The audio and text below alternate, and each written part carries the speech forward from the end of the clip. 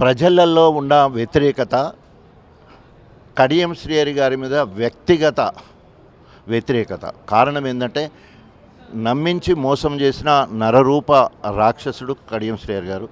కేసీఆర్ గారు ఎంతో నమ్మి ఆయనకు ఎమ్మెల్యే టికెట్ ఇచ్చి బ్లాక్మెయిల్ చేస్తే బిడ్డ కూడా ఎంపీ టికెట్ ఇచ్చి పార్టీ ఫండ్ ఇచ్చిన తర్వాత కూడా బీఫామ్ ఇచ్చినాక కూడా నమ్మించి వాళ్ళతో కలిసి భోజనం చేసి బీఫాము పార్టీ ఫండ్ ఎంపీ టికెట్ పట్టుకొని పోయి 100 కోట్లకు అమ్ముడు పోయిన నమ్మక ద్రోహి కడియం శ్రీహరి. సో అలాంటి వాడు ఈరోజు నేను మార్పు కోసం ఏదో కాంగ్రెస్ పోయినంటే నమ్మటానికి ఎవరు లేరు. పోనీ మార్పు ఏమన్నా అభివృద్ధి ఏమైనా చేస్తారా అంటే అక్కడ రేవంత్ రెడ్డే ఏం అభివృద్ధి చేస్తలేడు. ఇక ఆయన ఇక్కడ కింది వాళ్ళకి ఏం అందించినట్టున్నాడు. కింద అభివృద్ధి లేదు, పైన అభివృద్ధి లేదు, ఎక్కడ కూడా అభివృద్ధి లేదు. మొత్తం ఓవరాల్గా గుండుసున్న అభివృద్ధి కనబడుతూ ఉన్నాడు. ఇప్పటివరకు జరిగే సంక్షేమ పథకాలు మొత్తం కూడా బీఆర్ఎస్ ప్రభుత్వము ప్రవేశపెట్టిన సంక్షేమ పథకాలే జరుగుతుంది. అదనంగా ఒక్క పైసా కూడా ఇక్కడ ఇవ్వలేదు.